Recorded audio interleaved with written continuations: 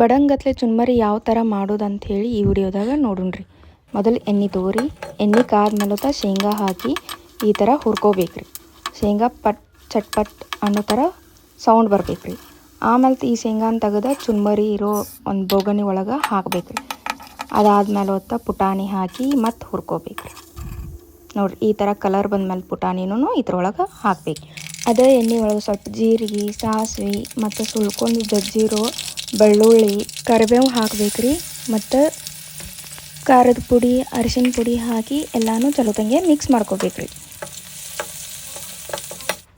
Mix ಆದ್ಮೇಲೆ ಅದನ್ನು ಒಂದು ಸ್ವಲ್ಪ ಎಣ್ಣೆ ಒಳಗೆ ಕುದಿಯಾಕೆ ಬಿಡೋಣ್ರಿ. ಸ್ವಲ್ಪ ರೀ, ರುಚಿಗೆ ತಕ್ಕಷ್ಟು ಉಪ್ಪು ಹಾಕ್ಬೇಕ್ರಿ. ಎಲ್ಲನೂ ಚಲೋತಂಗೆ ಮಿಕ್ಸ್ ಮಾಡ್ಕೊಳ್ಳೋಣ್ರಿ.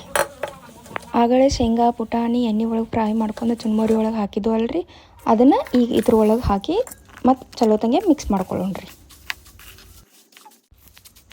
ಲಾಸ್ಟಕ್ಕೆ ಇದ್ರ ಮೇಲೆ ಸಕ್ರೆ ಪೌಡ್ರ್ ಮತ್ತು ಪುಟಾಣಿ ಪೌಡ್ರನ್ನ ಹಾಕಿ ಮತ್ತು ಚಲೋತಂಗೆ ಮಿಕ್ಸ್ ಮಾಡ್ಕೊಳ್ಳೋಣ್ರಿ.